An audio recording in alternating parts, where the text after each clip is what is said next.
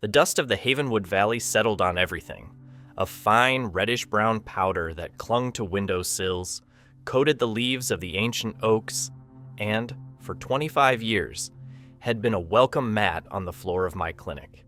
I knew the composition of that dust better than anyone.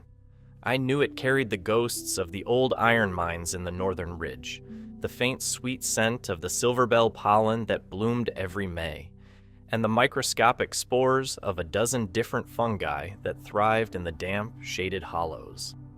I knew this because the health of Havenwood was inextricably linked to the land it was built on, and for a quarter of a century, I had been its keeper. My clinic wasn't just a building of brick and mortar. It was a living archive of the town's pains, fevers, and heartaches. I had delivered babies who were now bringing their own children to me for their vaccinations. I'd held the hands of the dying, deciphered the rashes of playing children, and managed the chronic, peculiar ailments that the valley's unique environment imprinted on its people. I was Dr. Aris Thorne, and this clinic, this town, was my life's work. A life that was about to be systematically dismantled by a man who saw community not as a bond, but as a stepping stone, Mayor Franklin Thompson. Thompson was a man whose ambition was as vast as the valley itself, but whose integrity was as shallow as a summer-dried creek bed. He had a politician's smile, all teeth and no warmth, and a gift for twisting progress into a weapon.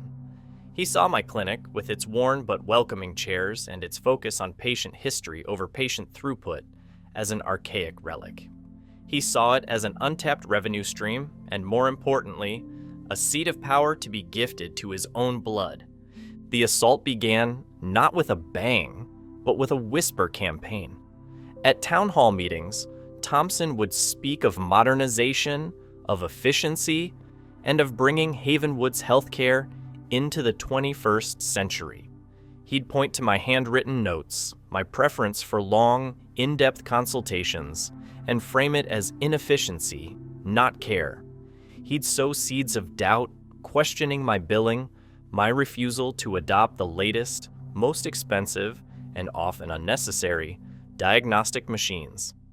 Then came his champion, the future of Havenwood medicine, his nephew, Dr. Dean Holloway. Dean arrived with a gleaming new SUV, a collection of tailored suits, and a resume padded with short-term, high-prestige internships in cosmopolitan hospitals. He spoke in a jargon-laden buzz that impressed those who didn't know better and alarmed those who did. He saw patients as data points and illnesses as billable codes. The town council, long since filled with Thompson's cronies, became his choir. They manufactured complaints, a supposed delay in a referral, an accusation of over-reliance on outdated remedies. They rezoned the land my clinic stood on, declaring it a prime location for a new public-private wellness center. It was a legal bludgeoning, swift and brutal. I was offered a subordinate position in the new enterprise, a demeaning gesture I knew was designed for me to refuse. I was being run out of my own home, exiled not by a mob with pitchforks, but by bureaucracy and a smiling, silver-tongued devil. My last day was a quiet agony. I packed my files, the medical histories of 3 generations of Havenwood families, each one a chapter in my own story. Some townspeople came to say goodbye, their faces etched with a mixture of sorrow and shame. They brought me jars of jam and hand-knitted scarves, small tokens of a bond that was being severed. "We're sorry, Dr. Thorne," they'd murmur.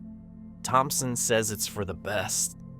I saw the doubt in their eyes, but they were a flock, and a new, louder shepherd was calling. So I left. I sold my small house and moved to a sterile apartment in a city 2 hours away. I left behind the red dust, the silverbell pollen, and the people whose every cough and wheeze I knew by heart. But I did not leave empty-handed. I took my research, 2.5 decades of meticulous data, of blood panels, soil samples, and pollen counts.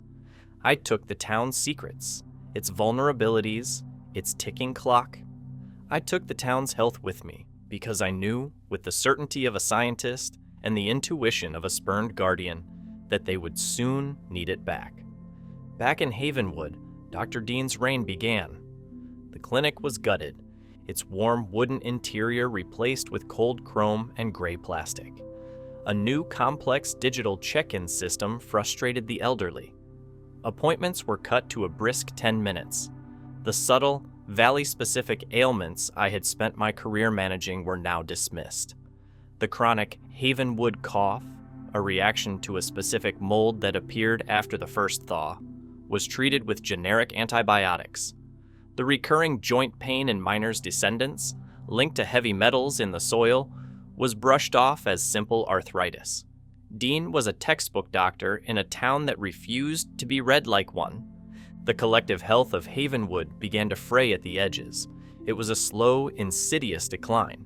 More missed days of school for the children, a deeper fatigue in the faces of the workers, a general air of malaise that settled over the valley like the morning fog. From my city apartment, I tracked it all through the concerned phone calls of a few loyal former patients and the public health data. That was my new obsession. I knew what was coming. Every 7 years, the spring rains, heavy and relentless, would wash an unusually high concentration of iron and manganese deposits from the abandoned mines into the town's reservoir. Simultaneously, the warmer, wetter conditions would cause a rare, opportunistic fungus, Aspergillus vallis, to bloom on the decaying leaves in the hollows. Separately, they were minor irritants. Together, they were a perfect storm. The metals bonded with the fungal spores, creating a potent, airborne neurotoxin that the standard water treatments couldn't filter and that air purifiers couldn't catch. It presented with a unique, 3-stage cascade of symptoms: a dry, metallic-tasting cough, followed by extreme lethargy and cognitive fog, and finally, a distinctive, spiderweb-like rash across the torso. I had seen it twice before in my career, in milder forms. I had developed a protocol, a specific chelation therapy combined with a potent antifungal agent, but I had never had the resources to synthesize a true, broad-spectrum antidote. Now, I did. In the city, I found a small, independent lab. I presented my research, my decades of data. I poured my life savings into the project. My revenge was not to be found in a vial of poison, but in a vial of the cure. A cure only I could provide. As the 7th spring approached, the rains came, just as I knew they would. Heavy, persistent, and relentless. The first reports trickled in. A strange cough at the elementary school. A handful of workers at the lumber mill calling in sick with debilitating fatigue. Dr. Dean, true to form, diagnosed it as a virulent spring flu. He prescribed rest and hydration. But it didn't stop. Within 2 weeks, a third of the town was sick. The flu wasn't responding to any treatment. Then the rashes began to appear. Panic, cold, and sharp pierced the valley's placid facade. The state health department was called in. Their epidemiologists were baffled. The pathogen didn't match any known virus or bacteria. They were discussing a full-scale quarantine. Mayor Thompson's smug confidence evaporated. His press conferences became desperate, rambling affairs. The townspeople, sick, scared, and angry, turned on him.